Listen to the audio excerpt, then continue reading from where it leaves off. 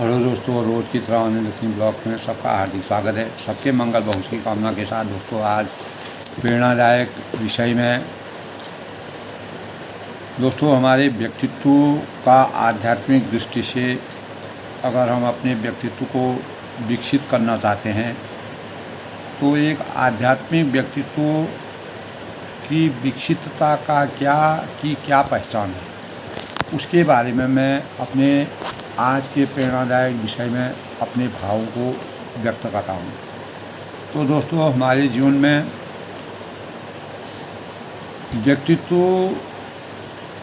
को आध्यात्मिक दृष्टि से विकसित करने की पहचान मनुष्य के व्यक्तित्व के बारे में हम बहुधा अनेक प्रकार से चर्चाएं करते हैं और प्रत्येक मनुष्य का व्यक्तित्व अलग अलग होता है। व्यक्तित्व के कुछ लक्षण ऐसे भी होते हैं दोस्तों जो हमें प्रभावित करते हैं और कुछ ऐसे भी होते हैं हम सभी चाहते हैं कि हमारा व्यक्तित्व आकर्षक बने, हमारा हर एक के साथ हमारा जीवन यानी हम सबको अपनी तरफ आकर्षित करके अपने व्यक्तित्व के प्रभाव से, अपने उन्नति के प्रभाव से, अपने शिखर तक पहुंचने की जो हमारी अभिलाषाएं हैं उनके परिणाम स्वरूप हम व्यक्तित्व का समन्वित विकास करने में कैसे अपने जीवन को चरितार्थ करते हैं। तो हमें ये चीज़ें दोस्तों प्रत्येक मानव के जीवन को प्रभावित करती हैं। इससे जीवन की एक पहचान बनती है और हम सभी लोग चाहते हैं दोस्तों कि हमारा व्यक्तित्व आकर्षक बने, किंतु हम में से कुछ ही व्यक्तित्व के सभी आवश्यक पक्षों को समझ पाते हैं। हर एक मानव अपनी अपनी बुद्धि विवेक के साथ काम करता है। उस बुद्धि विवेक में तो किस प्रकार के भाव उसके अंतःकरण में व्याप्त होते हैं। तो गुणो भूषते रूपं भूषते शीलम, रूपं भूषते कुलम भूषते रूपम। तो अधिकांश दोस्तों व्यक्तित्व के सभी आसुकी पक्षों को समझ पाने में जो आदमी समर्थवान हो जाता है तो व्यक्तित्व के सही आध्यात्मिक पहचान का मार्ग हमको कैसे प्रशस्तीकरण करना है। तो व्यक्तित्व का तात्पर्य दोस्तों बाह्य रूप से अच्छा व संपन्न दिखाई देने से होता है और वे आंतरिक विकास को अच्छे व्यक्तित्व का भाग नहीं मानते।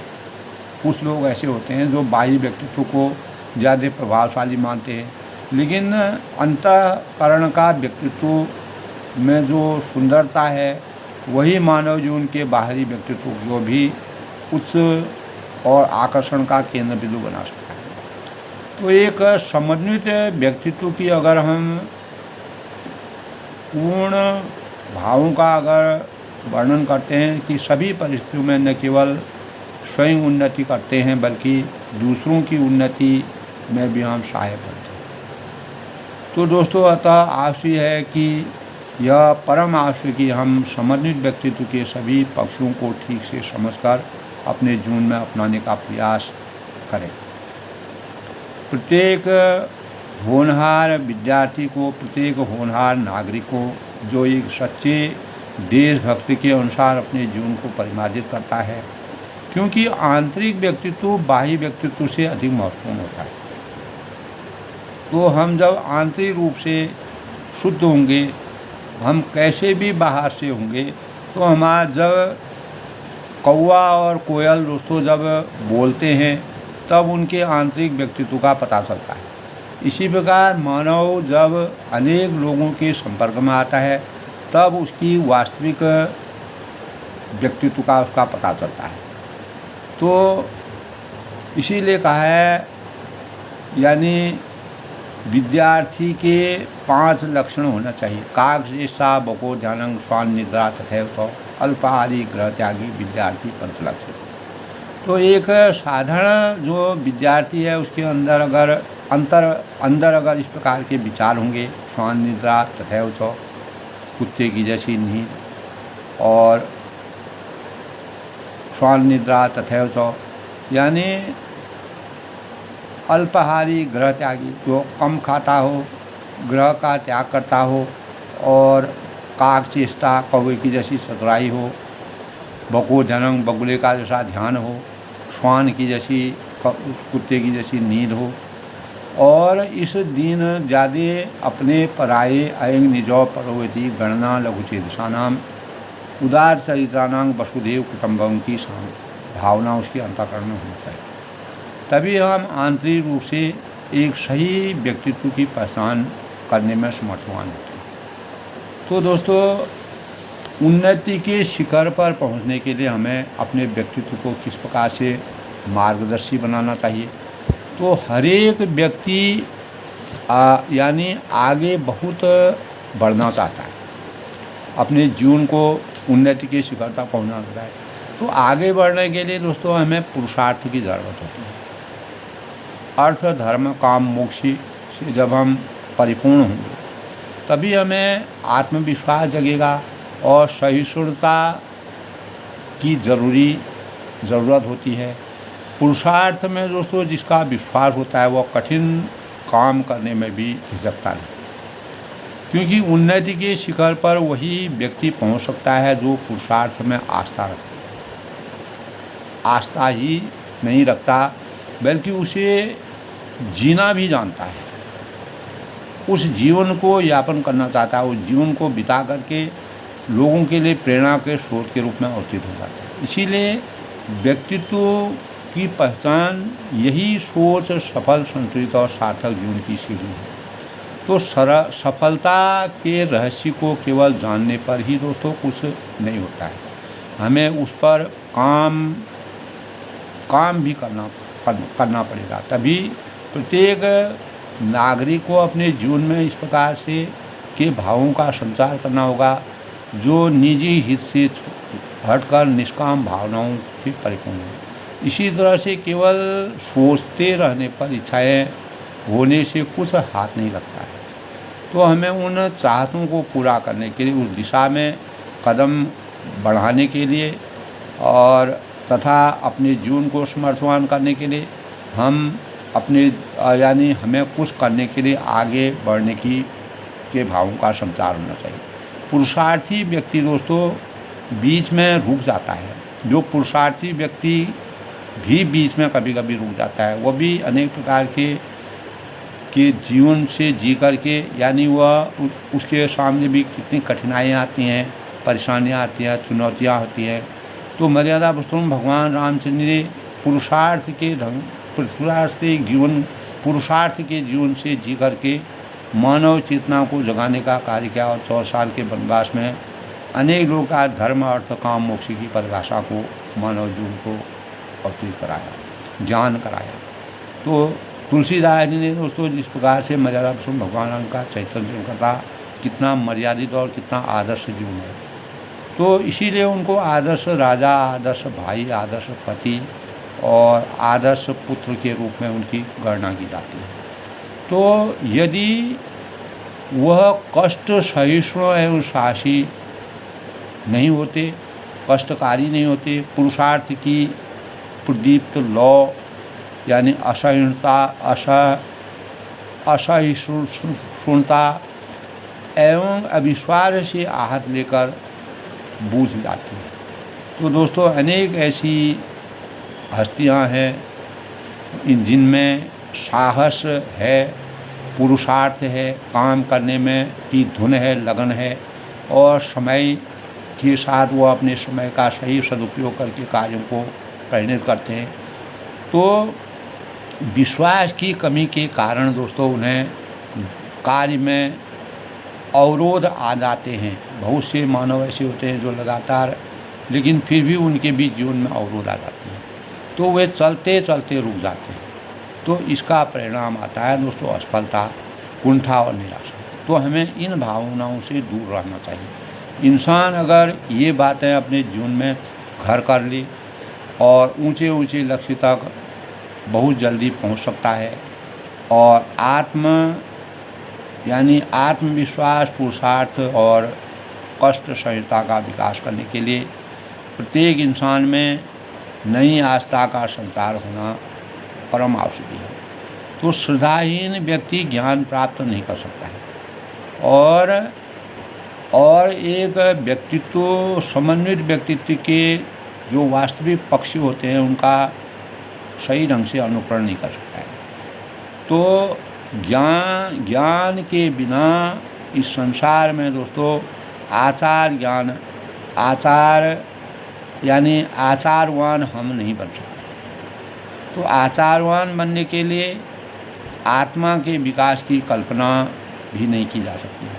तो क्षेत्र चाहे धर्म का हो या विज्ञान का हो या बिना आस्था के न धार्मिक क्षेत्र में सफलता मिलती है, न वैज्ञानिक क्षेत्र में सफलता मिलती है और न ही कर्म क्षेत्र में।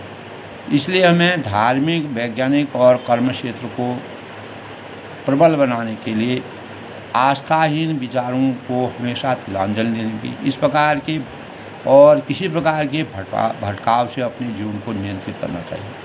तो भटकाव से हमारे जीवन के दुष्परिणाम सामने आते हैं और आस्था का दीप जो है हाथ से निकल जाता है, जो हमारी मनोकामना होती है। तो दोस्तों, अगर हम व्यक्तित्व को आध्यात्मिक दृष्टि से विकसित करना चाहते हैं, उसकी पहचान बनाना चाहते हैं, तो समन्वित व्यक्तित्व के 4 महत्वपूर्ण पक्ष माने गए हैं, उनका हमको मानक बनना चाहिए। भौतिक है, यानी फिजिकल, भौतिक रूप से हमको पक्ष को अपनाना पड़ेगा। इसका संबंध हमारे शरीर, स्वास्थ्य, दिखावट आदि से होता है। यद्यपि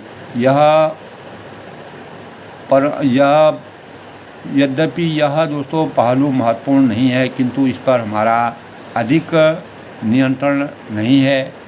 लेकिन हमारे शरीर की बनावट, रंग, रूप और सामान्यतः अपने माता पिता से मिलता है। प्रत्येक मानव जो है तो हमारे बस में इतना है कि हम इसकी ठीक ढंग से देखभाल करें, रक्षा करें, इसको समर्थवान बनाएं। इसके लिए जीवन में अनुशासन की आवश्यकता होती है। यदि हम कुछ अच्छी आदतें डालना चाहते हैं, विकसित करना चाहते हैं, तो शरीर हमारे लिए बहुमूल्य सिद्ध होता है। तो इस व्यक्तित्व के बाकी सभी पहलुओं को ठीक प्रकार से विकसित करने में हम समर्थवान हो सकते हैं। उदाहरण के लिए दोस्तों, जैसे प्रातः जल्दी उठना, रात को जल्दी सोना और सादा भोजन, उच्च विचार, नियमित व्यायाम करना, स्वच्छ रहना, ऐसी आदतों से जिनके द्वारा हम अपने शरीर को स्वस्थ व सुंदर रख सकते हैं। और सामान्य रूप से दोस्तों देखा जाता है कि शरीर के स्वस्थ रहने से ही हमारा मानसिक स्वास्थ्य भी सुदृढ़ रहता है। और व्यक्तित्व का भौतिक पक्ष महत्वपूर्ण होता है, इस पर उचित ध्यान दिए जाने की आवश्यकता है। यही हमको सकारात्मक भावों की तरफ अग्रसित करता है। तो व्यक्तित्व का दोस्तों दूसरा पक्ष है मानसिक, यानी मेंटल, यानी मानसिक वह भौतिक पक्ष से अधिक महत्वपूर्ण है। इसका तात्पर्य है कि हम अपनी मानसिक शक्ति का उपयोग किस प्रकार करते हैं। प्रकृति ने हम सभी को मानसिक शक्ति दी है, भले ही किसी में कुछ या किसी में अधिक दी है। तो हमारे शरीर के सब अंगों के पीछे दोस्तों मानसिक शक्ति काम करती है। और यदि हम मानसिक शक्ति का प्रयोग न करें तो आँख कुछ नहीं देख सकती, तो कान कुछ नहीं कर सकते और हमारे हाथ पैर कुछ नहीं कर सकते। हमारी सभी कामेंद्रियाँ जो है मानसिक शक्ति से ही क्रियान्वित होती है। यदि हम इस शक्ति का सदुपयोग करते हैं तो कामेंद्रियाँ अच्छे कार्यों में कार्यरत होती हैं और हम गलत नहीं सोच पाते। यदि दुरुपयोग करते हैं तो बुरे कार्यों की दृष्टि से व्यक्तित्व का मानसिक पक्ष महत्वपूर्ण तो हो जाता है, महत्वपूर्ण नहीं हो पाता है। तो दोस्तों, हमारे शरीर रूपी रथ में इंद्रियां घोड़े के समान, जिस प्रकार घोड़ा तेज गति से चलता है उसी प्रकार हमारी इंद्रियां चलती रहती हैं। तो मन उस पर लगाम लगाने की कोशिश करता है। बुद्धि सारथी है, आत्मा रथी है। सभी के ठीक होने पर हमें सच्ची विजय प्राप्त करती है, जिसके परिणाम स्वरूप हम मानसिक विकास के कारण ही शिक्षित होते हैं और अपने कार्य में कुशलता प्राप्त करने में समर्थवान होते हैं। इस तरह हमारा मानसिक विकास यदि होता है तो भौतिक आवश्यकताओं को पूर्ण करने के लिए हमारी वह आवश्यकता हमको सुदृढ़ बनाती है, तो हमें सांसारिक सफलता इसी विकास के कारण प्राप्त होती है। समन्वित व्यक्ति का तीसरा बौद्धिक स्टेटस है, इंटेलेक्चुअल है दोस्तों। यदि हमको मानना होगा कि सांसारिक रूप में सफल सभी व्यक्ति समाज के लिए उपयोगी नहीं होते हैं अथवा उनका व्यक्तित्व हमें प्रभावित नहीं कर सकता है। उदाहरण के लिए एक कुशल डॉक्टर है, इंजीनियर है, बहुत निर्दयी तथा लालची हो सकता है और उसकी कुशलता का लाभ उन लोगों को नहीं मिल सकता है जो उसकी सेवाएं लेते हैं, जिनकी आवश्यकता है, जिनको उनकी सेवा की आवश्यकता है। यही बात प्रशासन और एक अच्छे प्रशासक, अच्छे अभियंता, अच्छे वकील, व्यापारी आदि लोगों की होती है। दोस्तों, हम मानसिक रूप से विकसित होकर भी मानवीय गुण न हों और मानवीयता अगर हमारे अंतर्गत तो हमारा व्यक्तित्व अधूरा माना जाता है, तो हम उन लोगों को अधिक पसंद नहीं करते हैं जो अच्छे, दयालु, सहायक और विनम्र होते हैं। तो भले ही ये मानसिक रूप से कम विकसित होते हों, लेकिन अनेक डॉक्टर कम योग्यता रखते हुए भी इन गुणों के कारण अधिक लोकप्रिय हो जाते हैं, उपयोगी काम करते हैं और निसंदेह ही हम कह सकते हैं कि जो लोगों का व्यक्तित्व बेहतर तभी माना जाएगा जब व्यक्तित्व का बौद्धिक विकास भी अपेक्षा के अनुकूल हो। तो अपनी बुद्धि से मन का नियंत्रण करना प्रत्येक मानव के अंदर इस प्रकार की भावना होनी चाहिए। यदि हम मन पर नियंत्रण न रखें तो इंद्रियों का दुरुपयोग हो सकता है और हमारे व्यक्तित्व में गलत दिशा की ओर हम जा सकते हैं। बौद्धिक रूप से विकसित व्यक्ति सफल होने के साथ समाज के लिए बहुत उपयोगी होता है। व्यक्तित्व के संपूर्ण बनाने के लिए दोस्तों एक पक्ष और आवश्यक है, इस पक्ष को हम कहते हैं आध्यात्मिक। तो आज आध्यात्मिक, स्पिरिचुअल, जब ये तीनों गुण हमारे अंतःकरण में विराजमान हो जाते हैं तब हमारी आध्यात्मिक शक्ति, जो स्पिरिचुअल शक्ति होती है, वह मजबूत हो जाती है। तब हम बौद्धिक रूप से विकसित व्यक्ति की अनेक जीवन में विचलित नहीं हो पाते हैं। और यदि उनका आध्यात्मिक एवं विकसित, अगर जो लोग अच्छे होते हैं और समाज के लिए उपयोगी होते हैं, बहुधा अहंकार से वशीभूत अपने को कर्ता मानने लगते हैं, तो इस प्रकार से अपने अच्छे कर्मों के बंधन में फंसकर उनके फल के शिकार हो जाते हैं। तो ऐसे कुछ व्यक्ति दोस्तों इस समाज पर दोषारोपण करने लगते हैं।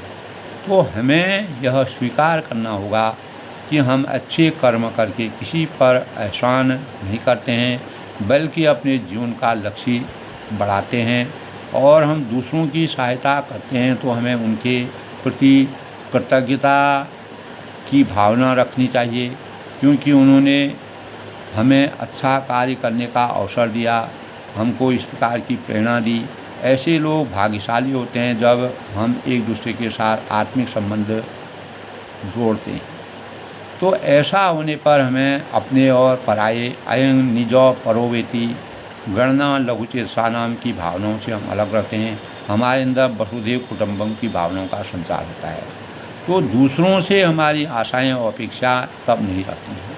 इस प्रकार हमारे दुख का कारण ही समाप्त हो जाता है और हम हमेशा प्रसन्नता की स्थिति में रहते हैं, हमेशा हम आनंद मग्न रहते हैं। वैसे ही सांसारिक दृष्टि से दोस्तों सभी घटनाएं अस्थायी होती हैं। जिस कार्य को आज अच्छा कहा जाता है, हो सकता है भविष्य में वह उसे अच्छा नहीं माना जाए। तो अतः हमें अपना कार्य निस्वार्थ एवं कर्तव्य भाव से करना महत्वपूर्ण है, ताकि उनके फल हमारे बंधन न बने। इस प्रकार का व्यक्तित्व आध्यात्मिक दृष्टि से विकसित माना जाता है। तो आज के प्रेरणादायक विचारों में दोस्तों जो आध्यात्मिक व्यक्तित्व के आध्यात्मिक दृष्टि से विकसित होने की पहचान क्या है, तो इस प्रकार जो हमारा चतुर्मुखी व्यक्तित्व समन्वयक जो व्यक्तित्व चारों ओर विकसित होते पर हमारे व्यक्तित्व में स्थायित्व प्रदान करता है। संसार में कोई घटना हमको आसानी से विकसित नहीं कर पाती है।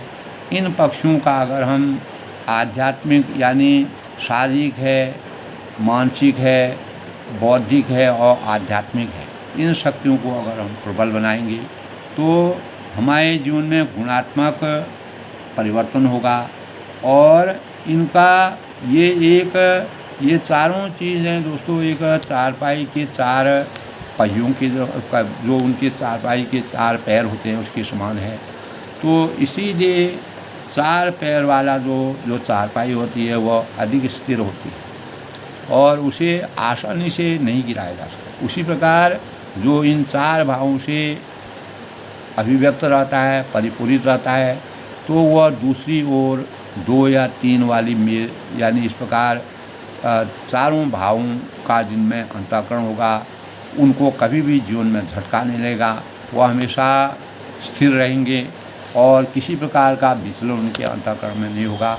तो मनुष्य के व्यक्तित्व के बारे में अनेक प्रकार की जो चर्चाएं हमारे अंतःकरण में आती हैं, तो सही रूप में अगर दोस्तों विचार पूर्वक, सार पूर्वक, गूढ़ता के साथ कोई भी व्यक्ति प्रयोगात्मक रूप में इसका अध्ययन करे तो हमारे जीवन में सच्चे व्यक्तित्व का निर्माण, विकसित भावनाओं और आध्यात्मिकता के भावों का संचार करके हम शारीरिक रूप से, मानसिक रूप से और बौद्धिक रूप से भी प्रबल होने में समर्थवान हो सकते हैं। तो आज के प्रेरणादायक विषय में दोस्तों सबके मंगल भोज की कामना के साथ अपनी वाणी को विराम देता हूँ। प्रत्येक नागरिक के अंदर शारीरिक, मानसिक, बौद्धिक और आध्यात्मिक भावों से अपने जीवन को चरितार्थ करना चाहिए। अपने जिस मार्ग में भी हम अपने कर्तव्यों का कार्य करते हैं उनमें इन चार